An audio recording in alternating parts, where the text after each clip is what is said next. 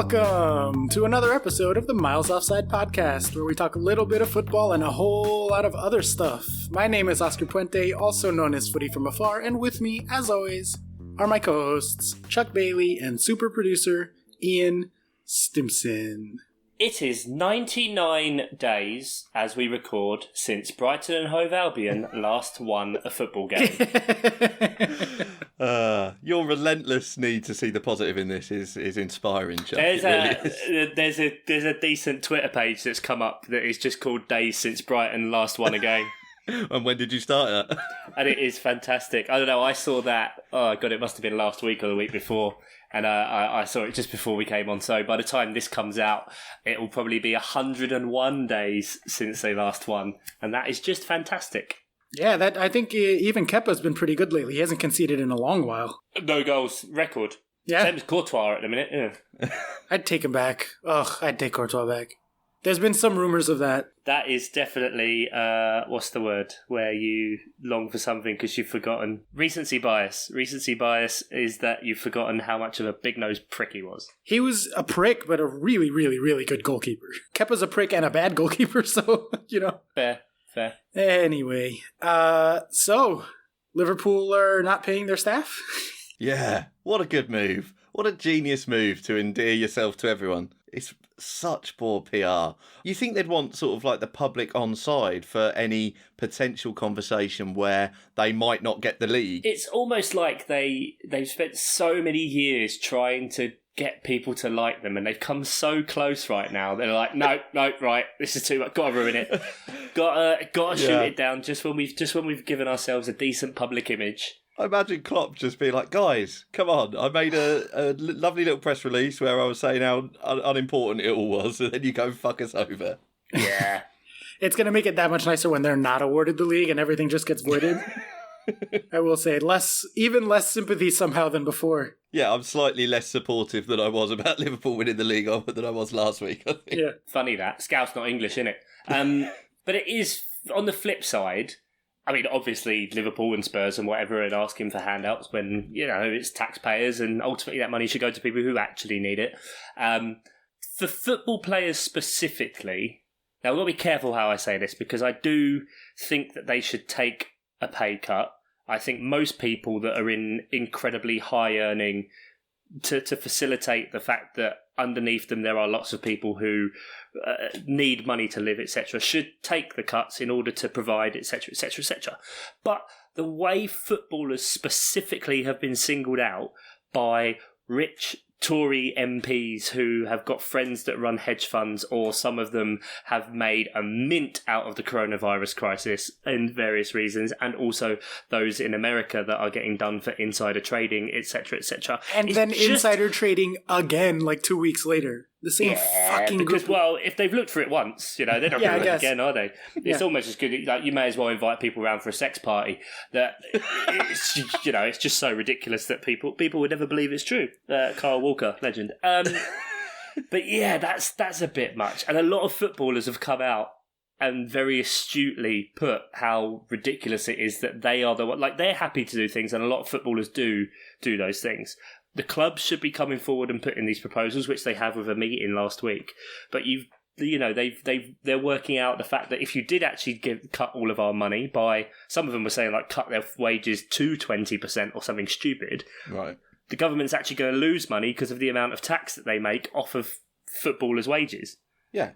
The problem I've got with it is that you've got a combined wealth of Premier League owners of something ridiculous, like, I mean, it's in the hundreds of billions. Mm-hmm. Like, and again, I sort of mentioned it with the airlines, that if your business isn't able, and I'm talking big business here, I'm not talking small businesses, obviously, but if your business isn't able to shelter a couple of months of issues, then there's something wrong with your business model. Now, the football business model has always been broken. Yeah. Because it is at this level, it's run by people who've got more money than they know what to do with. Why is the onus on footballers to come forward and say, we think we should take a pay cut? Easy targets and faces, aren't they? Their names to associate with it. I mean, you've got, like you just said, the balancing act is ridiculous because you've got Man City have just come out and said that they'll pay everyone. Funny that, just after Liverpool have had their day. So like, right. The PR push is big there. here's a little things to get us on UEFA's good side before that appeal kicks in.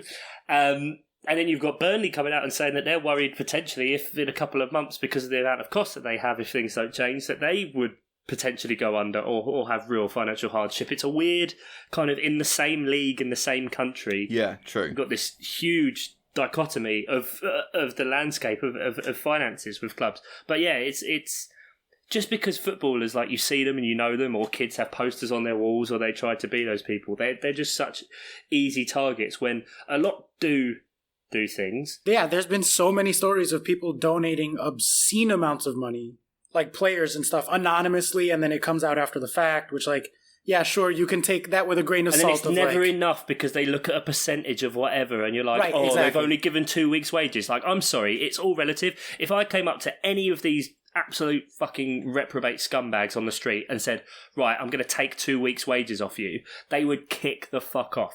It's all relative. It has a lot to do with, like, how we report stuff, too, because all you ever hear is Harry Kane's on $250K a week. We talk about how much money these players make all the time. So then naturally when something bigger happens, we're like, wait a minute. Yeah. You know who has a lot of fucking money? Those people that we talk about how much money they have all the time. Yeah. And I'm not the first one to say it, obviously, but it smacks of, like, a lot of these players came from working class or even worse backgrounds sometimes. Yeah. Well, players like Raheem Sterling using his money to buy his mum a house. Yeah, what a bastard. But it smacks of people being, like, establishment being pissed off with new money. It's focused the wrong way. Club owners, the vast majority, but fair enough, there will be exceptions. Like you mentioned, Burnley might be struggling or whatever. I don't know the sort of... Yeah, but Liverpool isn't in that fucking group. Exactly. Liverpool isn't in that group. There are so many clubs at this Premier League level that aren't in that group, and they can afford to just cover these contracts for a few months. It won't even make a dent in some of these people's wealth. So why is it on footballers, who some of them might be in their early 20s and only just making serious money, and they might have bought houses and stuff. I'm not trying to say, you know, poor me for the footballers or whatever, but it's ridiculous that the onus goes on them. It should have been the club owners saying what they're going to do to sort the situation out, not footballers need to take a pay cut. And for, yeah, like you say, Chuck, an MP live on TV to say, oh, yeah, they should be taking a pay cut, when he's got, like you say, no doubt got mates who are earning silly money probably off of the back of it. Fuck off. It's looking the wrong way. It's ridiculous. I mean, Abramovich has a yacht. One single yacht that's worth $1.5 billion with a B dollars. Ridiculous. Like, that's how rich he is. Is that the one that's 1 yard shorter than being classified a cruise liner? Probably. I don't know that fact about it. I know it has, like, tactical anti-aircraft defense laser and missile systems on board. Awesome. How bad are your enemies if you need laser defense systems on your bloody boat?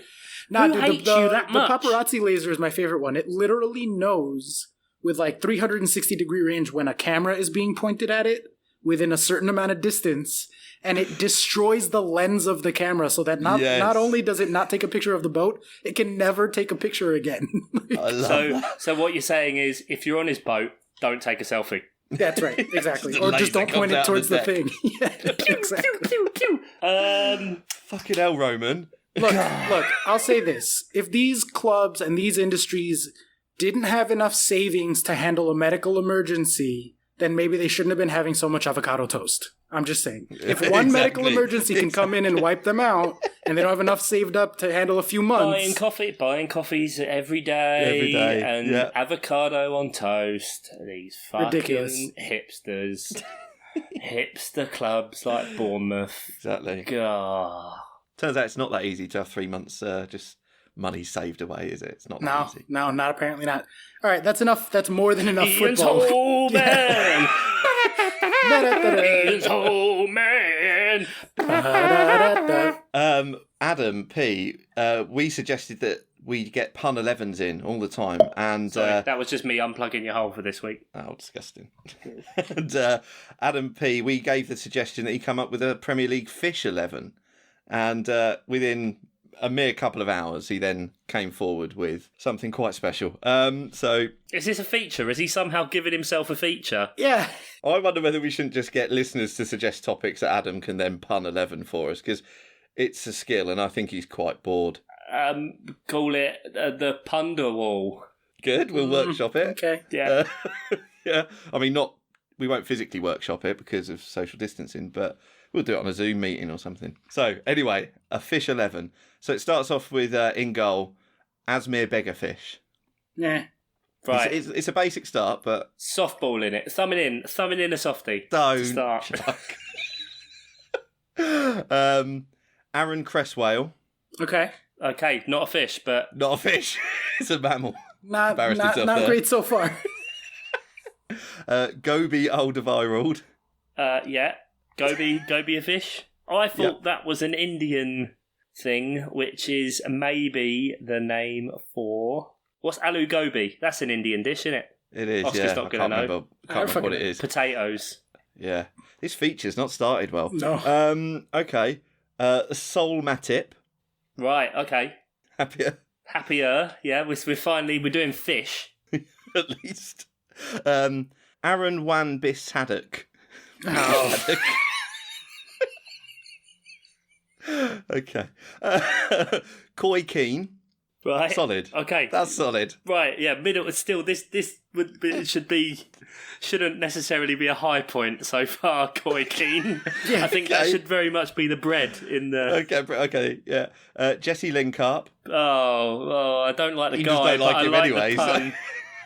It's his best one so far, that's for sure. Okay. Sharko Anautovic. Okay. Okay, yeah. Yeah. He's also put... I don't like this one, so we'll should stick with the first one. If you want to be stricter about formation, you can have place and mount. I've got no idea about this one. Tilapian right. Fantastic, yes. I mean... Isn't that where babies come from? The tilapian tubes? Good lord. I thought the tilapia was outside. Oh. We're punning on puns. Oh, yeah. It's what the Mighty Boucher, we're Jenga joking. It's beautiful. Right, so tilapia... What's the... I know it's Ian Wright, I'm aware of that bit. Is it a tilapia? Yeah, tilapia. It's a fish. It's one you eat, is it? Yes. It's not the most exciting. Okay. What fish, off the top of your head right now, what fish don't you eat? Fugu. But notably... I mean, you do eat it. By definition, you do eat it, because I know about it. Yeah. Purely from the Simpsons episode. Oh, that's the poison one. I was going to say the pufferfish. Okay. You got another fish that people don't eat? Sea urchins. I mean, eat it. Literally eat it. Just have a go. Part of sushi. They eat it. Oh, do they? Yeah. Can't remember the name for it. Right. Sylvan Eelbanks Hake. Oh. Come on. Wow, that is... Too much. Come on. Too much. Too much. You can't have too much. He is floundering. Ew. Oh, good. Eric Cantona. Okay. Prick. Yeah, no, Don't I like like the that. guy. Wait, so I guess I should have picked up on this with Koi Keane, but I guess these aren't all current players. Oh, fucking hell. When I did the... Oh yeah, Tilapian Wright. Ian Wright's retired too. Yeah, I should have picked up on this a lot sooner. I mean, I think we're being overly harsh. When I made the Penis 11, it was all currently active fantasy players. So... Oh, word. I'm sorry, Adam. I'm sorry about the level of criticism. I didn't realise there were so many rules being brought into this. No, me neither. We've also got a ref and a manager. The ref is Pike Dean. Fantastic. Would have been even better if he put Pike Bream, but... Oh, Adam, you're being taken to school here. Ew. And the manager is Salmon Allardyce. Oscar is stony faced. Yeah, no, I got nothing here. This feature is dying a death. Yeah. No, it isn't. Long live. Right, well, I'm sorry, Adam. I don't know what to say. It's been a disaster. Yeah. Unmitigated. It really hasn't. I want this every week. I read it. I thought it was great. Oscar's just stayed stony faced throughout. If you want to suggest a topic for Adam P, he's never going to want to do it again. Just never going to want to do it again. But on the off chance he does, then send a topic in, and we'll see. You know what? Since I feel bad about how mean I was, so I'll just give him a quick plug. He also has a podcast called Adam in Audio, and it's pretty good for an Arsenal fan. Has he recorded any this Not in year? a long time, but it's there. Oh. It exists. Yeah, get back on it, Adam. Come on, what have you got to do other than record a podcast? Shave your head. Yeah. He's done that. He shaved his head, yeah. So did Ian, I think. Yeah, I got Kelly to do it with a beard trimmer. It was my beard trimmer, not hers. Bick it. Sorry? Get a bick on it. No, I'm not going to go Yeah, that get far. it in. I've been thinking about doing that actually too. And I'm not even balding. I just want to see what it would look like if I like shaved because I'm fucking... It's just something to do. Yeah, I'm stuck inside for the next 2, 3, 5, 17 months, whatever it's going to be anyway. So... Oh, dear. Oh, shit. Sorry, I forgot I'm making bread. I'll be back in a second. Of course you are. Very unprofessional. You're just making bread. Yeah. He threw his bread maker off the side, didn't he? Isn't that the... Oh, I didn't tell you? Oh, I'll be back in a sec. I'll tell you all about it. Okay. Well, hold on then, listeners. We're just going to fill here then for a bit. What a tease. What an absolute... Who just makes bread? Who does that? I suppose he's not got a lot on.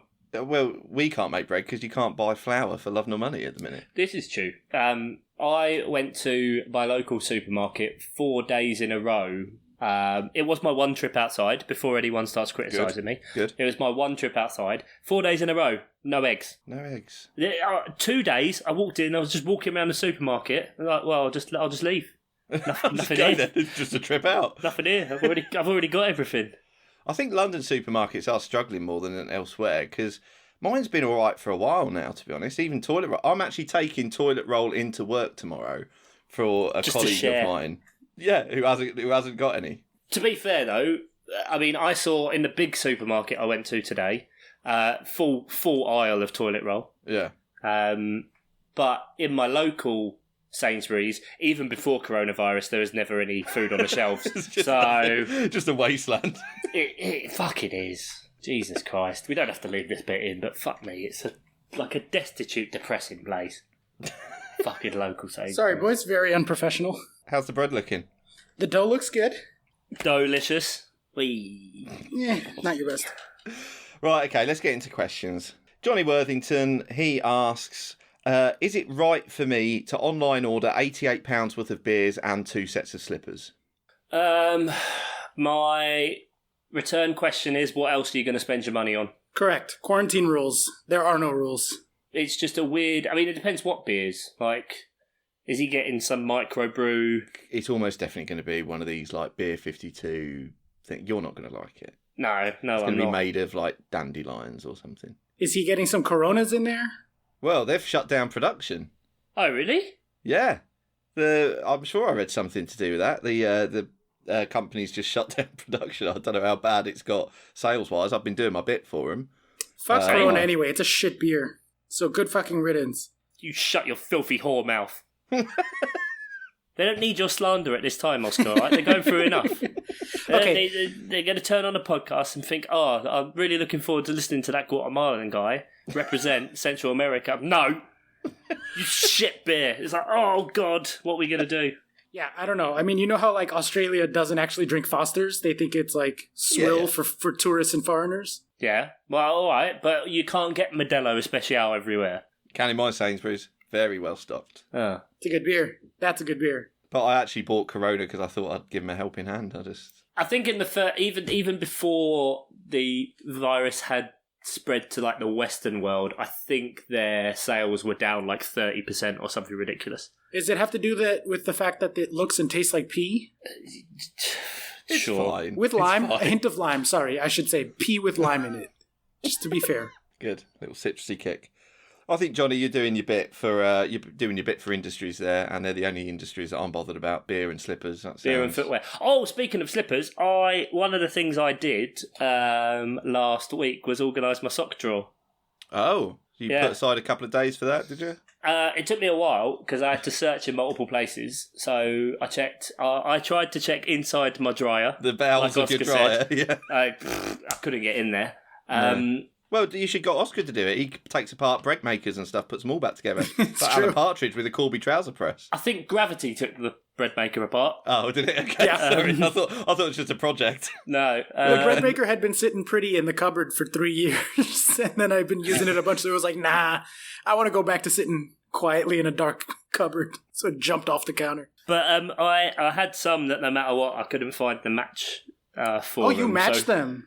Oh, yeah, matched up the whole drawer. Good lord, when's the last time you did kept that? aside... Never. kept aside the individual ones and then counted them all up, my expected socks was 112 pairs. Okay, wow, that would have been a record. Yeah, this is after I threw away some just because they were old tatty, but I made sure I threw away the whole pair. Smart. Yes. So my actual number of pairs of socks now is 99. So you're Watford of the week. Yeah. Operating below expectancy. Although I'm still sufficiently satisfied with having 99 pairs of socks. That would drive me insane. You need to buy one more. I couldn't handle 99. Ooh. I'm not allowed. Suppose I could break into a Primark. Make one. Make God. a pair of socks. Yeah, learn to sew. What else are you doing right now anyway? Your 100th pair of sock is the first pair of socks made by the one and only Chuck Bailey.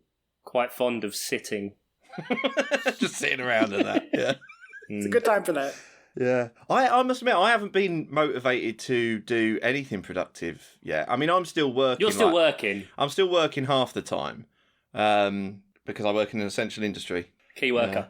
Key worker. But yeah, I've not really felt the need to do anything productive yet. I am still in the sitting around watching. I mean, Oscar, you've been off for like a few weeks now. Yeah, 3 and a bit. 3 and a bit weeks. I feel like I've not a great deal has changed for me apart from the sort of homeschooling a little bit. I'm not doing anything productive at all. I'm still in the sort of Netflix and Amazon Prime stage. I'm doing nothing. I feel like I should be learning languages, reading the classics. Yeah. None of that. I'm pretty sure that's what everyone thinks they should be doing, but no one is. And that's fine, that we're all on the same level. Will it ever kick in? I did start after a while. I've gotten into, again, bread making again. Just trying different bread recipes. Well, pressing go on a bread maker, let's not... Well, you have to, like, pick out the things, and I don't just go straight off the recipe. I, like, try to combine, like, 2 or 3 recipes to see what comes out. Sometimes it's really bad. But, yeah, that's how I've branched out more, is cooking. Cooking. That's a good one. Yeah, to be fair, I have as well, actually. I'm even planning, like, I'm marinating stuff right now. What are you marinating? I'm marinating some beef and some prawns. I'm going to make a Thai som tam salad. Oh, yes, please. Nice little sunny day. I've got some carrot. I've got some mooli. I didn't have papaya, annoyingly, in the shop, but I got some mango. I'm making the dressing. What shop are you going to? I mean, fresh fruits. Apparently you didn't have toilet roll, but now you've got all this extra shit. What the fuck? It's a new era, Ian. Yeah. It's a new dawn. I've discovered further afield supermarkets. I was really contemplating going to the Asian supermarket, but that's going into the centre of town. And if I've learnt one thing from The Walking Dead, is that you don't want to go to cities, because that's where lots of people are.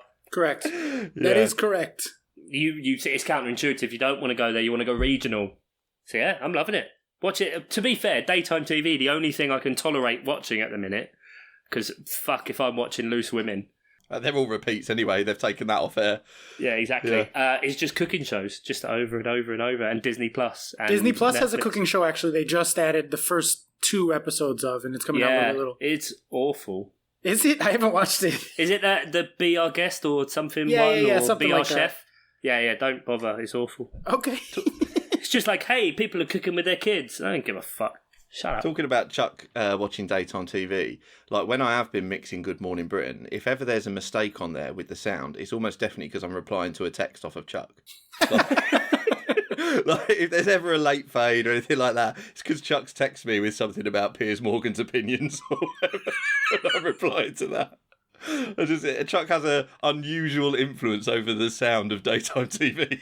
Yeah, so if you do watch daytime TV, I should get a credit, really. You should. But yes, so Johnny, you can spend 88 quid. Seems weird. I wonder if that was his basket total at that point. Seems an odd amount. It does, yeah. Speaking of, if you're talking about your sort of cooking adventures now, Nate Whitten, one of our producers, go to patreon.com/milesoffsidepod. We have suspended payments. You can get in on any level at the minute. No one's got in on the $30 level. Which, if this goes on for 6 months, would we be duty bound to give them the socks? I don't know. But anyway. Shit. I didn't think of this. It won't go on for 6 months, surely. Don't listen to Oscar. He's a doom monger. Yeah. Yep. Just looking at data, just numbers. They tell me things. I don't know. It seems weird that Oscar's a negative one now. Because of data. Because it's the numbers and the truth. Anyway, Nate asks, what dish would you like to learn to make? Well, okay. There is one dish that I've been afraid of for 31 years to try making. No particular reason. It's not like complicated or anything. Yeah. I don't know if afraid's the right word. It's my white whale. It's my dish that I've never felt like I was worthy of trying. You know how I'm weird about things? Yeah. That's it. That's it. I can just end the story there. That's all you needed to say. Yeah. So figs, I always was like, I'm going to get figs only if someone brings it to me. Yes, like that. yes, we know about your love affair with... And then I couldn't stop seeing figs everywhere for about a month. There you go. Every TV advert. I never noticed this, but yes, it is associated with Christmas. There's just figs everywhere, and all these adverts as decoration. One of my favourite little sound bites from one of our episodes was just Oscar going, "Today is a good day for a fig." Every time I saw a fig. Yes, bizarre. Today is a good day to have a fig. This dish has been the fig of me cooking in that I'm always like, oh, I should do that. No, I'm not ready. Or no, I'm not. I don't know. I don't want to. I just avoid it for no particular reason. And that is lo mein. It's my favorite Chinese food dish, and it's really simple to make, but I don't have the right kind of sauce, and I don't have a wok. And I was like, I'm not going to buy a wok just to make lo mein once in a while. I don't know. So I tried it. Long story short, I tried it last week, and it was a fucking unmitigated disaster. So it was a good reason that I had been avoiding it. For the sake of the anglicised people listening, what is lo mein? Because we don't have lo mein over here. Oh, so you don't? What are the constituent parts? Well, not what we would call lo mein. Okay. All right. Interesting. I didn't even know that. It's just almost like a spaghetti, but it's not made of the same stuff as spaghetti. Obviously, it's an Asian noodle. I mean, it's noodles. Yeah. We know Asian what noodles are. I believe they're not egg noodles. They're rice noodles with veggies and meat in it in almost like a stir fry. 2 kinds of soy sauce. 1 light soy sauce, 1 dark soy sauce. How does that differ from what we call chow mein? It's probably the same thing. When I have relatives come up to visit from Guatemala, they call lo mein chow mein. Oh, okay. We have a thing called chow mein, but it's more wet. It's more of a soup. Oh, right. It's not a soup here. So, right, maybe these are interchangeable chow mein, lo mein. Okay, fine. That seems like a weird thing to be afraid of cooking. How did you cook? How was it a disaster, flavour-wise? Well, so I looked up recipes, right? And it was you have to have a thick, dark soy sauce, which is more of a reduced, high viscosity thing. Right. And then a lighter, literally in color, and thinner soy sauce. And then a couple of other little things, and a certain kind of noodle. I did not have the right kind of noodle, and I did not have the right kind of soy sauce. And I did not have the right type of thing to cook it in, because I don't have a wok, so I just used a regular frying pan. Fuck it, make it work. It was edible.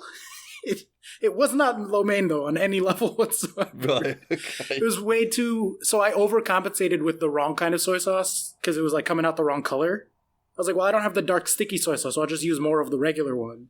Right, okay. Which then just drowned it in horrible, overly salty flavor. It made us really nauseous. Oh, no. It was not good. So if I could learn how to properly make lo mein, that would be amazing, because it's one of my favorite foods, and I've never made it at home. So I get what you mean sometimes about being afraid of stuff, but just go for trial and error is the best way. Yeah, no, I know. You can look at recipes, because the problem is, I find, is when you look at a recipe and you follow a recipe specifically, the way it's going to taste, you start to build an idea of how that should taste. Mm-hmm. And then if you don't achieve that, no matter what, it is disappointing in some way. So if you just kind of use those things as inspiration for flavors and get those... Yeah, that's what I did. I looked up 8 or 9 recipes and then just kind of combined them all into one. It was just a lack of materials thing this time. I just didn't have the right soy sauce. Didn't have the right sauce. But then you can just use a bit less. If you're worried about it being too salty or whatever, you can fry off some onions, whack some garlic in there, do some veggies, stir fry that, bit of soy sauce on, then your noodles in the top or your meat separate, and then bang that in together, really high heat, flash it. And then once you mix your noodles in, should you need more, you can then add more, especially of the soy sauce, if that's the dominant flavour you're going for. That way that becomes the seasoning and you don't need to worry about the salt and the pepper, etc. And that naturally gives 2 different layers to it, because as you cook the soy sauce, you do kind of start to reduce it slightly and glaze the veggies and the onions and the noodles, etc. This must have been what it was like to watch Da Vinci work. I know. Maybe. What, just all over the place? Yeah, fucking hell, man. You should get a job in the food industry. There's not a lot of jobs going at the minute. No, it's a little bit of a slow labour market. What about you, Chuck? What's the thing you're trying to learn? I'm trying. Yeah. I'd say the one thing I would like to just be able to do, and it's weird because for so long I've been critical of, not critical, but like Bake Off. I don't understand how Bake Off became so huge. Because cookery shows in various incarnations have been around for quite a long time and have been fantastic and appealed to different types of audiences, be that the kind of the food development side, be that the presentation and the kind of food porn fetishization kind of stuff, or going into the business running with things like Ramsay's Kitchen Nightmares and seeing kind of what goes into kitchens and those kind of things. Is that why baking and that kind of show has just become so huge and took over the country? And then the second you said this question was like, one of the things I've never really been able to make or would like to be able to just do no problem is desserts and baking. And because the pastry and those kind of things are so much more of a science. Yeah, that is the thing. Absolutely. You have to follow recipes. Temperature and measurements and timings, etc., become so much more important that like some of these dishes you can spend 2.5, 3, 4 hours on. Yeah.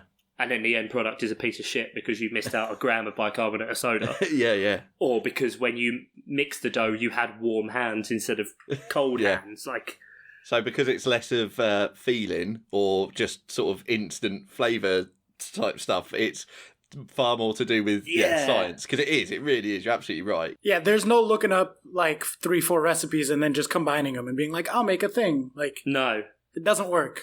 And I think that's why, because like what I said to you earlier about lo mein is exactly the way I've always treated cooking, because it's always the same way my mum and my dad treated cooking, is that you just find these things and just go, because, you know, you make the meal and if you're not too happy about it, well, tomorrow you can make another thing, or next week you try it and you just drop out this ingredient, or you change it for this or whatever, whatever the cuisine. But yeah, I just think it would be nice just to be able to do those things, especially because I watched, there's a ridiculous show on Netflix which is called Zumbo's Just Desserts, and I don't know if it's going to be on the US one. I'd assume so, but he's an Australian patissier, I guess is the correct name, cake maker, but he makes all these ridiculous, like, it'll be a cake in the shape of a sofa and it'll be sprayed, it'll look like it, and you cut it open and it's got 18 different layers of like, oh, you've got this and this cremo and this jelly and this whatever. And these guys in 3.5 hours make these huge, beautiful showstopper pieces. And so I love that. And there's 2 seasons of that. And I watch it, I'm like, I'd love to just be able to just do that shit. Yeah. I hear that too. Because I cook by smell. I'm like you. I'm like, what am I feeling today? Oh, I'll throw a little bit more of this than I usually do. I'll throw a little bit less of that, whatever. And I can't fucking bake to save my life. I have no interest in it really because I'm not a desserts guy particularly. But yeah, it's much, much, much more of a science. So you should fucking go for it, man. Like, pick a thing and make it today. Well, it's late. I'm quite busy, so... All he's got in is toilet roll and papaya. You can't move for papaya. Fuck me. But Ian, what about you? Is there anything that you... I mean, roasting, obviously not just grilling top and bottom. Come on. That was one time. It's because I had a very busy oven. Anyway. Wasn't it a one pot deal? Yeah, I had other shit going on with like veggie. I can't remember. I had a busy oven. That was the point, and I didn't want to put the oven had a lot to drink that night. It's been a long week at work. Okay, this almost never happens. Yeah, all right. Just simmer down. It's just been under a lot of stress. Yeah. But yeah, with Kel going vegan in the last like year or two, my meat consumption at home has gone right down, and something I've only had maybe once or twice, maybe in restaurants, is steak tartare, and I'd love to do that at home. But I think I need you need properly good quality meat. I wouldn't even necessarily be able to get that in like the level of quality I'd want. I might not be able to get in a supermarket. I don't know what I mean, or is it next level shit? I have no idea. But chopping that up, what is it? Gherkins and nothing like super complicated. But I've just never done it at home. Had it once or twice when I've been out, and it's absolutely delicious. Absolutely loved it. And I don't do a lot of meat at home anymore, so maybe it'd be nice to just get some shit hot.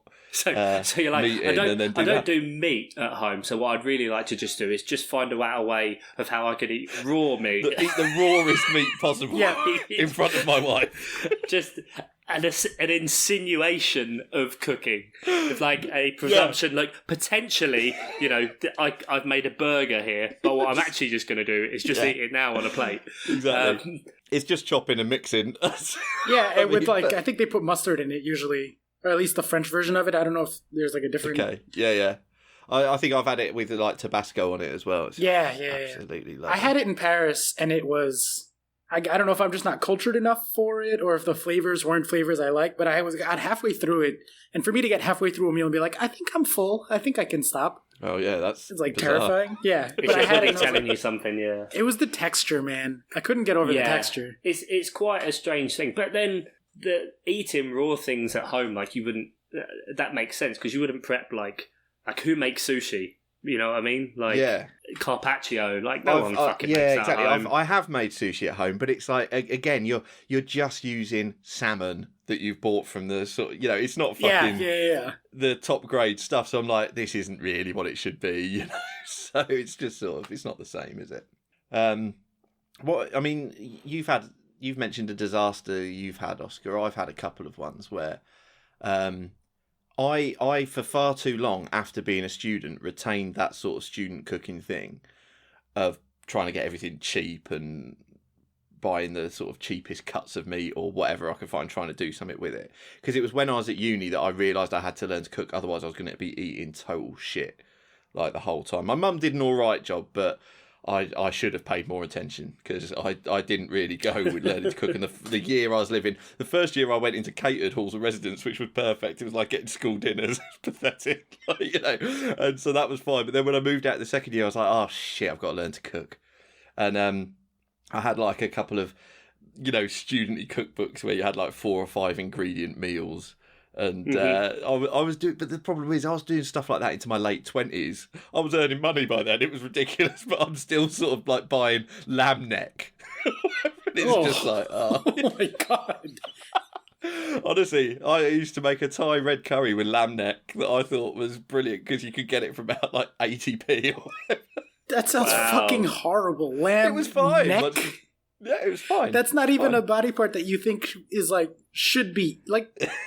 Neck? What? Cook it a lot. Do you Low really? and slow for about 3 days. Oh, okay. I thought you were saying I cook it a lot. No, you were saying you have to cook it a lot. Sinew. Yeah. It was interesting. And then I think it was I made something out of one of these shitty student cookbooks that was called Store Cupboard Tuna. And like it had about 5 ingredients, and it was like it was a tin of tuna, some fucking white sauce bullshit, and it basically had, I don't know whether it had mash but it had crumbled up crisps on top of it. Oh yeah, that's the good stuff. And Kel still brings it up now as a stick to beat me with that I once fed her basically some tuna with crumbled up crisps on top. As a meal, and the name Store Cupboard Tuna. But yeah, I was using those sorts of cooking techniques way longer than I needed to. It wasn't good. Your extremely English anti-flavored dream meal is making a lot more sense now. Anti-flavour my arse. I don't know. It was pickled onion Monster Munch on the top of the tuna, so it was. God, can you imagine? But yeah, grim. I also once tried to make like I don't know whether it was like a souffle or something, but it came out like scrambled eggs with jam on top. Oh. And it was like, again, she always brings that up whenever she needs something to beat me with. Yeah. Sweet and savoury. Shut up, woman. I'm taking you on a culinary experience. There you go. Fucking Her horrible. Decision to go vegan making a lot of sense. Yeah, that's possibly true. If her options were go vegan or eat lamb neck. Yeah. Fucking hell. I think this is where the new age vegans have been going wrong. What they need to do is just infiltrate meat-eater households and stuff and just feed them this shit. Yeah. And all of a sudden, people will just go, you know what, animals. She went too early though. I want to make steak tartare now. I've gone too late. What can I do? Oh dear. Right, let's get back to the questions then. Oscar Dalton asks, if you could pick a second team, who would it be? This will be abhorrent, obviously, to you guys as native Europeans or whatever. Hashtag anti-Brexit, pre-Brexit. But I kind of already, in a certain sense, have a second team, if you will. Because obviously, as you know, you just kind of had to like adopt anything you could find that was on TV that was easy to watch. Mm-hmm. And at first, the only thing that was on TV was the German league, way, way, way back in the day, on Spanish language networks. But it was the only soccer I could watch between World Cups. And obviously, Germany being my favorite team to begin with, I would watch the Bundesliga. So my first club team that I supported, although in a very loose sense compared to obviously the true support I have for Chelsea, was Bayern Munich. I still root for Bayern Munich as long as they're not playing Chelsea whenever I can watch them on TV, especially in the Champions League. I'm like, yeah, fuck yeah. Let's go Bayern. Beat Barca, beat PSG, beat whoever. So I still actively... root for the money teams. Yeah. Well, the money teams are the ones that get to be on TV internationally. So yeah, true. That does make sense. I have a couple of Bayern jerseys. I actually have, for my birthday in 2012, I asked for a Bayern jersey because it had been a while since I got one. And Emily got it for me with Schweinsteiger on the back. And it's the exact jersey that he was wearing in the Champions League final against Chelsea with the penalty that he missed that then ended up leading to us winning. So it's very, very bittersweet because he's one of my favorite players. I like Bayern Munich and I have that jersey, but it feels like I got it as like almost maliciously as like, you missed the penalty and Chelsea won the Champions League. So that happened. Loftus-Cheek got injured. You had a Torres shirt.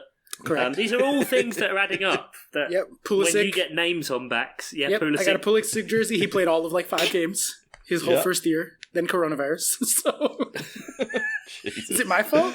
Sorry, guys. Might be your fault. Yeah. You're like Drake, but less popular. Well, depends who you ask. We have been compared. True. Yeah, to be fair, you're more popular to me than Drake. Oh, thank you. That's the nicest thing you've ever said. That's one of the nicest things you've ever said. You don't know how much I hate Drake. So Fair. Still. Just above Drake. Chuck, any second team? Second, I don't think Chelsea. I don't think. Weirdly, even before you, no, not even really. Do it. Come on, he's so close, Ian. He's so close. I know. We've had conversations about this. How you've been frustrated by the fact that because of me supporting Palace, you would get emotionally invested in Palace games. Yeah, absolutely. I know a pair of you have said that. Yeah. And I've also had many friends because I think that's just a natural underdog spirit that brings out in people. Because I've had so many people message me and say, for fuck's sake, why did you have to make me like Palace? Even the one friend of mine that I have that is a Brighton fan, he would message me, yeah. We're all right. He's fine. His name's Darren. His name's Darren Day. Like, oh no, Ian, you'll enjoy that. He's a lovely, lovely bloke. Not like the rest of them. The rest of them I don't like. He's all right. What, Darren Days or Brighton fans? Brighton fans. Don't like Brighton fans. So Chelsea, I kind of have a thing with ish. They just, all that Kepa bullshit and they're fucking idiots. They can crack on. But I don't really have a second English team. I think as a kid you grow up and when you look at other countries or like when you get the chance, you do want jerseys from other teams. So I remember as a kid having like jerseys for the 2 Milan teams, for Real, for Barca. Oh, you were a collector. Yeah, well, when you go to Caribbean islands and they have, dodgy copies, you pick up a few. And just various other teams. So I'd say probably Germany, the team I liked the most was probably Dortmund. No real particular reason, just liked them. Always Barcelona over Real Madrid. Always. Mm-hmm. Have always been that. And what's the other country? Italy. I like Atalanta. I like Atalanta and Fiorentina. I think Fiorentina, because they play in purple, why not? Get on board. And Atalanta, like in the last few years, has kind of been like I'll check in and see how they're doing, because they've kind of had like quite a quick rise all of a sudden and getting Champions League, etc. from out of nowhere. Plus they had a few, like Frank Ribery went there, and Kevin Prince Boateng's just gone there. Yeah. And so like there's a few like names from the past as well as this really young thing. So kind of those. I don't really have a second. No. Fair enough. Sadly, sorry. So if I had to nominate a second one, I'd probably go with Leicester. like even before they did the sort of insane season, like when I was a teenager at school, my mates who played football sort of became mildly obsessed with some of the sort of funny names that Leicester players of that time era had. So you had like Muzzy Izzet and Steve Guppy and stuff like that. And you like when you were playing, you'd just grab the ball and just go Guppy and just sort of do something. Is it? Yeah, there were a load of players just had slightly weird names. So you used to like them. I remember that. Yeah, and then obviously everyone likes the underdog story. They're relatively geographically close to me, and like I've got a few of like Finley's mates who have grown up. And they're now Leicester fans because of the season. Like that, it was a formative season when they were watching football. Oh. And you're like, you fucking idiots! You've chosen the wrong one. It's just like if you'd have like picked someone who a Chelsea or a Man City, they might have success in their coming years. But I'm not sure that these Leicester fans are gonna have really known what they're letting themselves in for the rest of their life. But never mind. But yeah, Leicester would probably be my second team if I had to choose one. Right. Going back to food though, I thought. I posted this on the Twitter. You might have seen it. That during Finley's homeschooling, one of the things he was asked to do as like a creative task was to come up with his dream meal. Oh, and yes. create a menu. And it literally is like someone's been listening to our podcast, not Off Menu. Don't bother with that one. No, not Off Menu. But yeah, where they come up with a start. He had to come up with a starter, a main, a dessert, a drink, and like a description for everything. So we won't spend too long on this, but I thought you might be interested. Oh, we're not just going to, because we're running out of content, we'll just get him on for an hour next week. He'd bloody love that. But no, we'll just quickly run through his, and you can see if it's as Brexity as mine. So he's gone for a starter. He's gone for, and he had to come up with names for everything. So he's gone for. This is also based on what you said last week. It's at that crucial time of which menu has he gone for. So we can see if you were really telling the truth. It's just like, no, restaurant trips are fucking expensive now. My son has developed expensive taste. He's like, I'd like caviar and blinis for a starter. Not far off. Okay. Oh, God. Yeah, so... Cod roe and Pringles? I've told you. Cod roe and Pringles, crumbled up on top. Delicious. Yeah, I've told you before how he wears his bloody eating of weird foods and different foods like a badge of honour. He's become a right little middle-class tosspot. Legend, fine. You go with legend. So his starter is crunchy, colourful calamari. Okay. Okay. So he's got his description is crispy battered squid rings. Oh, that rings. wasn't the description. No, that's the title of the dish. He's got like a title, and then he's got to do a description. This was what the homework was. Crispy battered squid rings with a delicious duo of garam masala dip and black squid ink mayonnaise. What a little tosser. Yeah, wow. Look, let's not go into this too much because I'd hate to shoot the boy down. Yeah, but He's nine.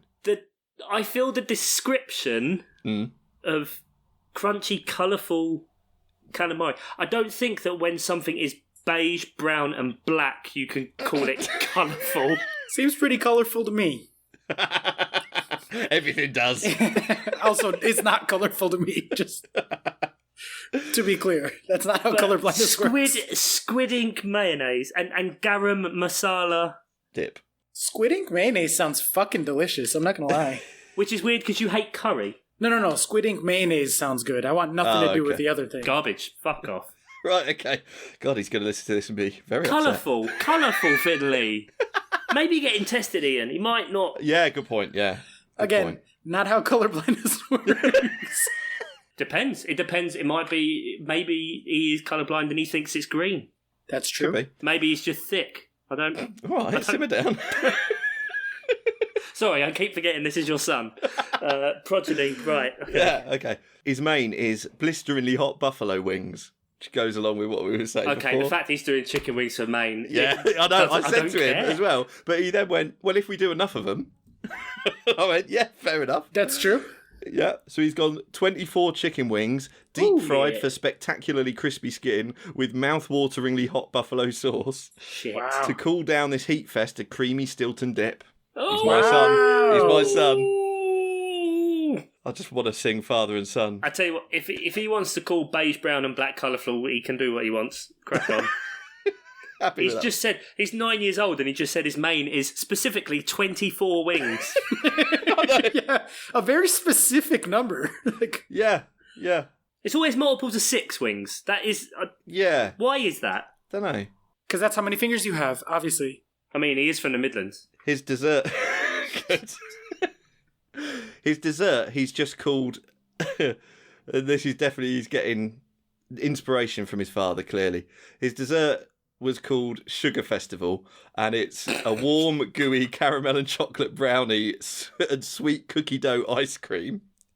Comes with plump, fluffy marshmallows and crumbly shortbread sprinkles. Oh. He's a genius. Get this kid in a culinary school right now. Yeah, he's an artist. He's got to work on his appetizers, his starters. I'm down with calamari as a starter. I just think the title is misleading. Like, just because there's 3 different colours there doesn't mean it's colourful. I feel like this is a real sticking point in what shouldn't be, because the kid said 24. I like as well that there was no accompaniment to wings as his main. He was just purely going just on the chicken. Meat. Yeah, he was like, no thanks on the celery and carrots. You can keep those. I just need extra blue cheese. And his drink is, he's just stolen something from something we had on holiday. Not the Miami Vice, sadly. That would be brilliant. Yeah, wouldn't it just? Mr. Simpson, could you come in, please? Why is your son suggesting half a strawberry daiquiri and half a pina colada in the same glass? Your son keeps arriving to school stinking of rum. Yeah, not a problem. Yeah, his drink is a sun cooler, pineapple and orange juice with a punch of grenadine for a hot day. Oh, fucking hey, that sounds amazing. Yeah, he just stole that from when we went on holiday. But yeah, so that was his menu. And he's ridiculously proud of that. And rightly so. Until he ripped apart the colourful calamari, so was I. And it's such a basic combination that it also comes with a live, laugh, love sign. So absolutely, yeah. Fried, diabetes. Man's got it. Yeah, a man after my own heart. I keep telling you, you're raising a little Oscar. It's very, very scary for you. Clearly. But should we do Chuck's off menu next week then? Is that something we should ought to do? Okay, so I had prepared this, but I'm probably going to have to change the colourful calamari. Scratching that out. After I've just ripped apart. No, yeah, I'm definitely up for that. It seems like a good precursor then this week, because it's been food heavy. It really has, yeah. Really has. What's that? Do you guys hear that? Off in the distance.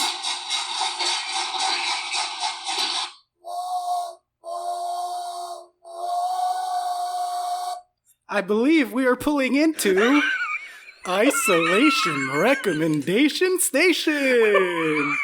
Good Lord. It's that time of week, boys. Oh my goodness. Wow. Heavens to Betsy. After 2 years, you'd think these things wouldn't surprise me. Yes, we are now in the segment of the episode where we each recommend one entertaining thing for our listeners to do while they are self-isolating as recommended per the world. And out of all the attempts that got cut, that's the one that was the best. We've been here for 20 minutes. Oh dear. Right, who's going first then? Ian, take it away. So something I've absolutely binged is the first season of the BBC show Race Across the World. They've put all of that on the iPlayer, and the second season is happening now. And it's brilliant. You get, I think it's 5 teams of 2 people. And in the first season, they had to get from Greenwich, London to Singapore, but they're not allowed to fly. So they get their smartphones taken off them, and like the only money they've got is the money that it would have cost for the airfare from London to Singapore. So they've got the money it would have cost them to fly, and they've got to go via train, bus, whatever. They've got to go via land across, and they've got to hit these checkpoints. So they can do jobs along the way to earn some more money if they start to run out. Hand jobs? And it's absolutely brilliant. It's such good viewing. They get a real like mix of people, and people that you would not think would do particularly well, being incredibly resourceful, and then other people spunking like 90 quid on a taxi from Greenwich to Dover or something stupid like that. You're like, no, that's 10% of your budget, you fucking morons. But yeah, the first season was absolutely brilliant. And like I say, they're halfway through the second season now, where they're going from Mexico City to a city in Argentina, like the southernmost city. I can't even pronounce it, but they've got to go all through like Central America and South America. Wow. And that's the second season. That's really and cool. Like I say, with no smartphones and only the money that it would have taken to fly. What was the name again? Race Across the World. Okay, because there's a similar thing over here called Amazing Race. I don't know if you guys have heard of that. Yeah, someone told me about that because I tweeted about Race Across the World and someone told me about that. But I've never watched The Amazing Race. It's like seasons and seasons in, isn't it? Yeah, it's old. It's almost as old as Survivor. It's one of the first reality shows over here. Well, knowing the BBC, it'll be more low-key and twee than that, I imagine. But it's really good watching. It's definitely worth a go. All right. I can get on board. Yeah, because if there's one thing when you're stuck inside you want to know is look at all these things you could have seen. I'm choosing to look at that positively and go, look at these things I can't see at the minute. But start to plan a holiday to somewhere. I think if there's one thing for all this, it's just like, look, time's short, guys. That place that you always wanted to go, that every year you put off, and you keep, I mean, unless you're Ian, your holiday's always going to get cancelled, mate. Cancelled anyway. Fuck that off. Go somewhere you've never been. Yeah. Yeah. I mean, I'd advise taking your smartphone and paying the regular amount and just getting there. Yeah, the one I'm watching at the minute, one of the teams, they've split their money up between them, and one of them lost their money belt, and I was convinced that the producers would like give them that money back or whatever. At the minute, it looks like they're just dealing with half money. I'm like, fucking hell, that is brutal. Like, they're going to be absolutely fucked. But yeah, just see someone in, I don't know where they were, Honduras or something, just managed to find a money belt with like $1,000 in it. So happy days. Wow, they might even be desperate enough to eat tuna and crisp as a meal. Maybe. Steady now. What about you, Chuck? What do you got? So, what did we say? So last week we were very TV heavy. I started doing some yoga every day. Oh, wow. Nice. How's that going? Good. It's a good, like not a lot. So I found I just go on YouTube and find something. So although it is kind of trying to do something without screens, obviously you know, need the screens, and I don't like running, so I don't want to, so I won't. No amount of quarantine is going to make that happen again. I did that. That's like a hobby I used to have in my teen years when I was an idiot. So something low impact and good, and yeah, just follow along. It's really good, and just kind of, there is a lot to it that might seem a bit awkward or funny, but just buy into it and just do it. Like, take the breathing exercises seriously, try to ground yourself, try to connect your body, especially at the minute, because, you know, emotionally there's quite a lot going on. And it's quite a good release, not just physically and in your joints and what have you, but also mentally it's quite good and cleansing, just to go, you know what, things are all right. So yeah, that's what I've been doing. Very nice. Very nice. Yeah, that's like wholesome and everything. Yeah. Okay, lovely. Well, what about you, Oscar? Well, we rented another one of those like home premiere, you know, direct from theaters kind of thing. Okay. So we watched the Sonic the Hedgehog movie, which I was fully expecting to hate. And I did not. We were genuinely laughing. We were having a good time. It was very, very silly. It's like decidedly a kid's movie. But it was funny. There was a lot. If you grew up playing Sonic like I did, then there was a ton of like, you know, the rings made the right sounds. Okay. And like there was references to like him getting in a ball and doing like a Sonic spin dash. Just little things like that. But overall, definitely enjoyable, a solid way to spend a couple hours. And the other thing we tried, and this was from the Disney quiz lady. Remember you guys got me in on a Friends quiz and then you got me in on a Disney quiz. Yep. She said that she had been taking her kid on VR rides. Oh, of like yeah. Disneyland rides and like going to places on YouTube and stuff. So we looked into that. I didn't realize that there was like VR stuff on YouTube. Yeah, loads of it. And you could do it through the PlayStation VR. So we went and like yesterday I did a big tour of like ancient Egypt. So we did like the pyramids and you just get to like, you can pause the video and then stand in place and look around and then like keep going and you just look around and stuff. So we did that. There was like one in Paris. That was really cool because it really does. I was like, oh shit, I've been here. Yeah. And it feels like this. Like this is actually what it feels like. So I can verify that is accurate so that now when I go somewhere else, I'm like, this must be what it's like. Yeah. I watched one of a total solar eclipse. It was like a bunch of people on a beach and they just set up a 360 camera of the entire solar eclipse. But like there was no narration to it or whatever. There was just people standing by looking up. And I was like, I would look to the right and there's a guy like shielding his eyes looking up and I'd be like, oh, I should look up that way. And I would look up and it's the solar eclipse is happening up there. It was really cool. It really did feel like being outside. Did get a little nauseous after a little while, so careful if you do that. But it was really cool. Nice. There we go. Some multi-sensory experiences there. Getting out into the world from the comfort of your living room. that about wraps us up for this week. So thank you very much, gents, for recording. Pleasure as always to talk to you. Indeed, breaks up the day, doesn't it? Something to do. Oscar, get back to your bread making. Ian's gonna tartar some steak. Crumble up some crisps. I'm gonna go figure out what a papaya is. So stay safe, ladies and gentlemen. Thank you very much for listening. Take care. Bye bye.